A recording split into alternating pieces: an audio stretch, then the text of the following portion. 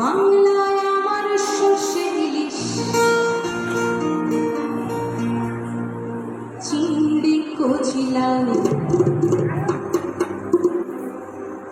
বাংলা পার্শে মাছকে ধুয়ে জিরের বাটায় দাও।